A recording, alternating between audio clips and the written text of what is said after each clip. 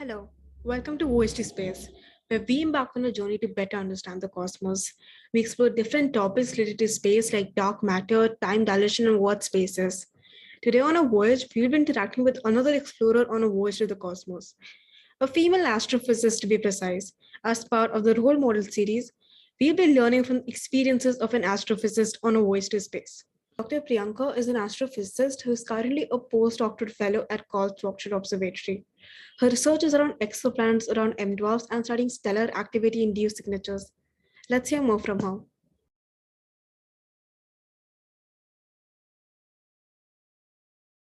Yes. Yes, I am Priyanka, and I'm currently working as a postdoctoral researcher based in Thuringer Landessterwarte. So this is a state observatory in Thuringia. Thuringia is the name of the state of Germany, and it is based in a small, tiny village called Tautenburg. And this is around 20 kilometers from the city of Jena. So for enthusiasts who are aware about telescopes and glasses, they might be aware of Carl Zeiss, who was he was an engineer who designed. He was basically a person doing optics. And so this is the city where I live because that's the nearest inhabited place, I would say. The observatory is just the institute and observatory, and just few villagers live there. And so that was why the site was chosen to have the telescope. So I do work with taking data with the observatory as well as analyzing the data. And I also have the main topic of my interest is searching for exoplanets. So that's That's briefly about me. very exciting.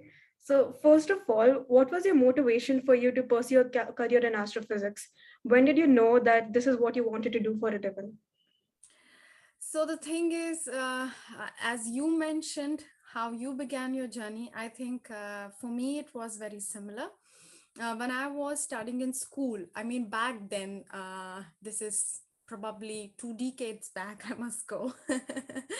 So at that time, when I was studying in my school, I happened to visit the planetarium in Kolkata. So we were there for wedding of a family friend, and we just had some extra days. So parents try to find out to engage kids, right? I was probably 10 years old then, and they took me to the planetarium, and I was so fascinated what they showed about the constellations, about how everything links, and there are stories behind it. And the show was mixed with Greek astronomy and bit of Indian mythology, and it was so very fascinating.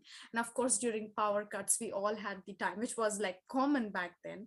We had the luxury, I would say, to look up into the sky. Probably kids these days don't do, and especially if you live in big cities, it's so polluted that Bangalore skies would be very polluted. And same as now where my family stays in Pune, it's the same. But we were staying like 100 kilometers far from Pune, so it was not so light polluted back then. And we had like time to look up to the sky and make those drawings visually. It was very fascinating. So, and then I always wanted to know more about it, so I tried finding out. So I think it was in our one of our general knowledge books that ayuka was mentioned. I don't know if you know about this institute. So this is a research institute in Pune, and in one of our general knowledge book, probably at your age, maybe in class ninth or so, there was small line written that astronomy is done in this place. And I was so fascinated that I want to go to this place. It's not so far from where I live, so I would want to go there. But it took me still a couple of years when I moved to Pune for my 11th and 12th standard, because there were not much of higher education in the place where I lived. I moved there. I stayed in hostel, and for the first time I attended a public lecture given by somebody who was like visiting from abroad. I couldn't even understand the accent. I was in, like, of course we spoke English in school, but this was like the colloquial English, and probably this man was from America or somewhere. I couldn't understand the accent. I hardly understood what he said. He spoke about galaxies but showed fancy pictures. I was very impressed. And then I started questioning the people there. How do I do astrophysics? How do I make a career into it? I got some insights. And thankfully, the enthusiasm persisted, and it persisted beyond. And I I went into doing undergraduation in physics and then post graduation, and continued my journey by doing a PhD in physics. Yeah. That's amazing. So, how did your family react when you displayed an interest in astrophysics, considering so few Indian women work in STEM? It's unusual to be a scientist in India. Did you have to convince them? Yes, I would say yes, because I mean, my parents have always been supportive of my choices. But yes, initially they also thought like it is still common that you ask parents, where do you see your kids growing up, or if you ask the kids also, they had previously it was so cliche that this was a choice. Either I want to be a doctor or I want to be an engineer. This was a cliche choice. So I have an elder sister, and she had an interest in engineering. So she pursued information technology, and she became an engineer. So my parents thought that, and I wasn't much interested in biology. So I wanted to, so, I don't know how it is for you guys, but when we had our 11th and 12th standard, we could either take biology as one of our subject or drop it and take a technical subject. So we have to choose subjects, right? You have physics, maths, chemistry, biology, or some other technical subject. I did have biology for my 11th and 12th, but I didn't want to study it further. So I wanted to just drop it out, that I don't want to do any medical school. And then my parents thought, okay, if she doesn't want to do medical, maybe she also wants to be an engineer. So they bought me all the forms, and I also appeared for the engineering exam, but half-heartedly. I wasn't interested to do that. And thankfully I scored very less. So this was like a good green signal that I don't want to do this anymore. And then I did graduation. Of course, they did insist that I could do engineering because there are better prospects of you getting a job in the future. But I think I stuck with my ambition, I would say, and they supported it, of course. So that's how it turned out to be true. That's great.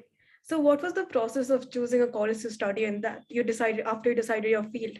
Why did you decide to study in India and not abroad? Okay, yes. This was very personal. I think at least for graduation and post graduation, it was not so common. At least for graduation. Post graduation, it was already getting common to move outside, and some of my friends also did travel to Germany, to the US to do their post graduation. Germany was very popular even then. And I had given one thought, but I think the idea to be away from family at that age, I wasn't very comfortable.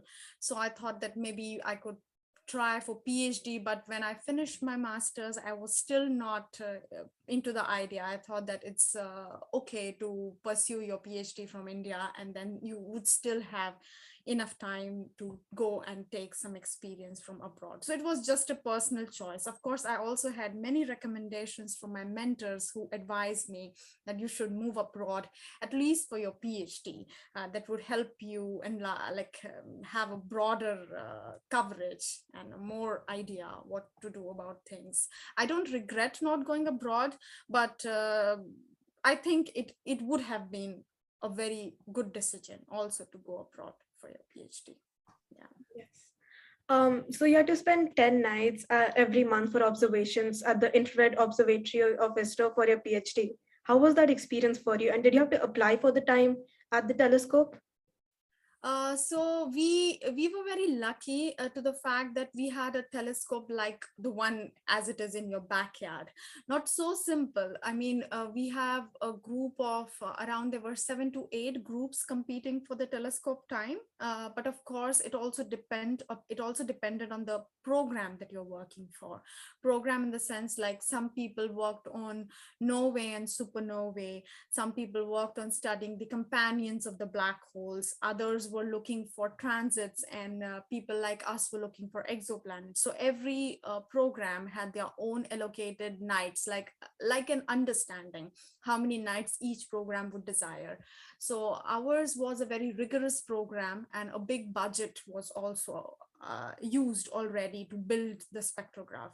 So we had the largest share of nights back then. So almost 1/3 of the month's scheduler was allotted to us. We did not have to apply for time. I mean, we just had to ask for the time, and maybe if there were conflicts in the sense if more people wanted more time, then we had to really explain why we needed it.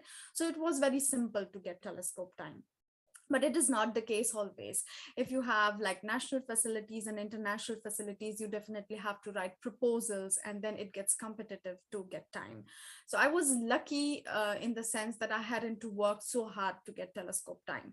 But yes, going at the observatory, this was in a way challenging, because observing continuously for 7-8 nights, or sometimes even 10 to 12 nights, it's not that easy, because your whole sleep cycle gets affected. You're used to work during the day and sleep during the night, but when you suddenly go to the observatory, the clock is changed. It takes you 1 or 2 nights to adjust, and the working time is also a lot, because when you work during the day, it's mostly 8 to 10 hours. I mean, you cannot really say how much a PhD student works, because it is very variable. There would be days when somebody would just end the day 5 hours because nothing is working, something is broken, etc. But if things seem to be working, then you even spend 10 to 12 hours. But when at the observatory, there would be days when we used to work for 15 to 18 hours. And this is really, really hard when you're not sleeping enough, because there is suddenly some data coming, whole night you're observing, but you also have to do some calibrations during the day, then you're also coming during the day. So this was very tough. I struggled a bit in the initial days because I was also not very comfortable with the cold weather, and in the observatory in Mount Abu, during especially between November to February, it used to be really, really cold. I mean, it used to be close to 0 degrees, and the room was not heated to the extent we couldn't use heaters very close to the telescope, because it's an infrared observatory. You don't want other signals to spoil your data, so you just need the telescope to be there. So we used to dress up in like multi-layer clothing, sit there and drinking tea and doing this all the time. So it used to be a bit tough, but I think at the end of the all the observation session, we were happy and content when we had our data, and looking forward to reducing it and seeing what we get. Yeah. So, how did you decide to do your research about exoplanets in Germany, and how different it is from your postdoctoral fellowship at Tata Institute of Fundamental Research? Coming to Germany was a natural process, I would say. And TIFR, I was actually, I had finished my PhD in PRL, and at that time I was my thesis was not directly related to exoplanets. So I was, of course, involved in detecting planets, but my thesis was on eclipsing binaries. So eclipsing binaries is the method of detection is very similar to how we detect exoplanets, but instead of looking for planets, we were looking for substellar objects or very low massive stars. So I was studying like low massive M dwarfs and brown dwarf kind of companions to main sequence stars. This was what I studied during my PhD. And I wanted to do something related to when I was in TIFR. So that was more related to star formation and getting to know the stars more better than what I was doing in physical research laboratory during my PhD. However, for my postdoc, it was just a natural step to know more about exoplanets. And in India, somehow, unfortunately, we do not have a very large group working on exoplanets. It's a small team, and what we did at the place where I did my PhD wasn't done to a far great extent at any other place in India. So I was looking for opportunities outside, and I had made applications in US, Switzerland, and Germany. And of course, I got the first call from Germany, and it turned out to be not the first call. I mean, the first successful call was from Germany, I would say. say. I had made many applications, and some of them were not answered. Some of them I interviewed for, but I wasn't successful. So it's a very tough game to be selected. So then this application was successful, and I was very happy to come here and work. Yeah. So, do you face gender bias at your work? And if yes, then how do you deal with it? Gender bias. Gender bias, to some extent, it is there, and but of course, people also take a lot of efforts to remove it. So it's a mix of yes and no. I mean, it would be unfair to say that I don't face gender bias, or I do face gender bias. It could be really subjective answer. It really depends in situations. So I mean, the selection processes, or most of the places where they have advertised positions, they try to also maintain a, what to say, a balance between the genders. That's why they sometimes try to have little lenient selection criteria for women, so that more women are encouraged to apply and they are also participating. However, it's not always the case. There are people who sit in the panels, right? On paper, even if you make everything perfect, you want that women should come ahead, but it's not always the case that the persons who are sitting behind those selection process might be not biased by that. And it's not necessary that just men do this. It could also be women who could be biased still towards men in selecting.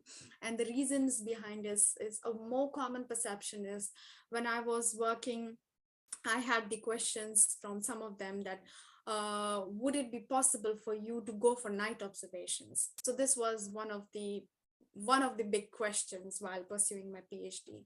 So while I was doing my PhD, I wouldn't say that I was the only girl who made observations. Like in the previous years, like those who did PhD before me, there were not many girls whom I know who went for observations, and definitely not to the extent I spent the time in the observatory. So there was a lot of time. Like I was doing observations for 3 or 4 years, and every month I used to spend half the time at the observatory. This was really a lot of time. And at least when I started my PhD, there was not even a separate restroom for the women. So if you're tired, you're just supposed to probably put your head down on the desk and relax. There is only one common restroom. So I mean, if you go and sleep, then no other men can be inside the room.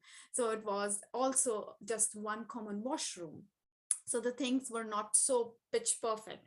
Of course, then slowly, when I was finishing my PhD, there were more women who joined the institute, and more were going to the observatory. And then we requested the department to have like another washroom. There should be separate restrooms.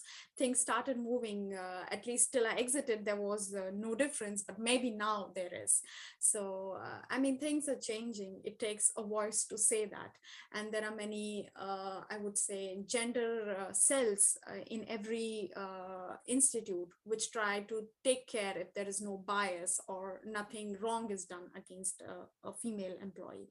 But still, women suffer to some extent. And some of the problems are also, I would say, marriage and having a kid, which I'm now in the phase of.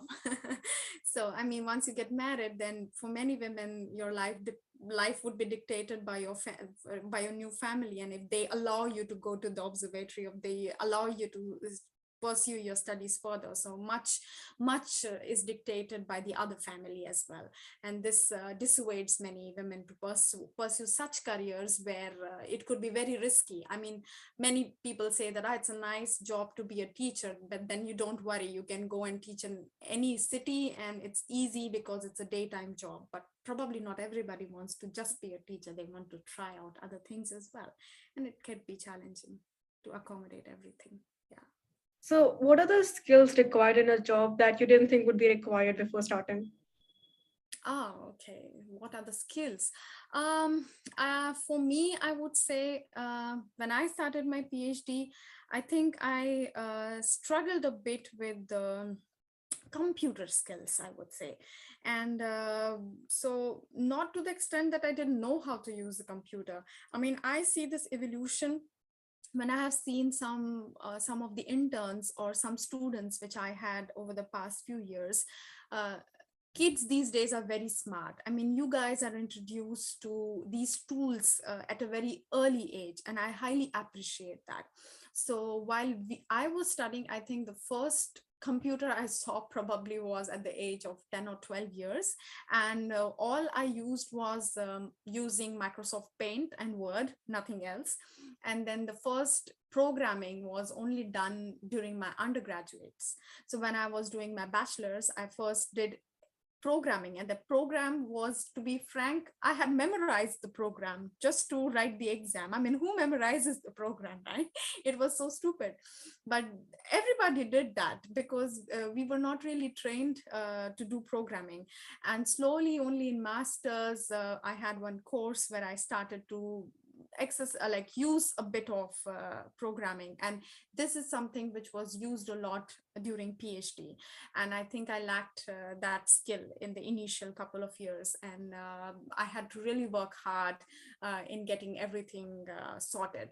But when I started using it, of course I did improve my programming skills, and I think this was a bottleneck for me during my PhD, and I had to really work hard. And I would definitely encourage somebody who would want to pursue a career in research. It is a good idea to have some basic knowledge of computers because it's widely used in research for analyzing or doing any kind of research.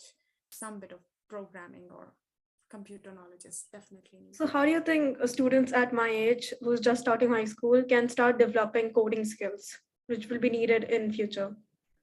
I think you don't have to really work extra about it. Most of the schools these days at some point introduce some level of coding, and that level of coding is all already enough, and you don't need to do something extra. What I meant to say is to do the things sincerely, and especially if kids at your age decide to pursue a career in research or so, I would say then it's most important to read a lot and develop your basic physics and mathematics, because I think reading books, science fiction books is also a very good idea that develops a taste in astronomy. But if you want to pursue a career, the most important thing that would be needed all the time till the time you retire from this field would be basic physics and maths. And if that is not strong, then you always want to brush up, go back to your 10th and 12th books and look up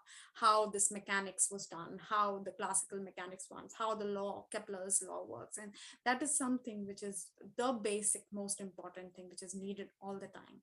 So that is probably more important than coding. And of course, coding is something which you need during research. So you could also develop it while you are doing research. Yeah. There are many students who want to start doing research early on, even before starting college. So, how do you have any tips for how to start doing research early on? So for me, what I did, and that was also helpful for me. So before PhD, I mean, when I joined PhD, I had certain colleagues who were never exposed to research before. They had no idea what research means. And because when we are studying bachelors and masters, or even during school, I think in India and maybe also in other countries, one importance is given to bookish knowledge. I mean, I'm not saying that it's all bad. It's good. What is written in the books is right, and it's good to learn that and finish that. But it's also important to have some hands-on experience about things. And this is something lacking in the curricula. And if we are able to develop this during the school, then it's very nice. And if you're not able to develop during the school, because of course you can't change the curriculum so soon, then you could do it by some extracurricular activities. And I did some couple of things like after I finished my school, I think during my undergraduation, I used to apply for these summer programs, which were held by some organizations or some institutes. And every summer I spent learning something new related to research. So I did once a training in mathematics. I once applied to a lab course in the university where I did my master's. So I was already just an undergraduate, but I was interested to learn. And then later I did some small projects with scientists from ICER or from Ayuka, and this helped me gain some idea, some flavor of research. So even if it didn't work in the direction, so I never did a project on exoplanets. I was not introduced to this field while I was doing these projects, but while I was studying something, so I worked on theory or I worked on solar physics, at least I had an idea what not to do. And this is also important.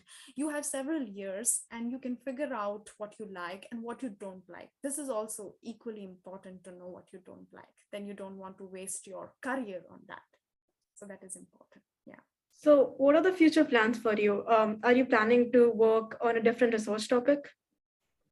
So the nearest future is to end the maternity break. So currently I'm on my parental leave for this whole month, and in August I start, and I already could not finish couple of projects which were like waiting to be finished. So I would resume working on those topics.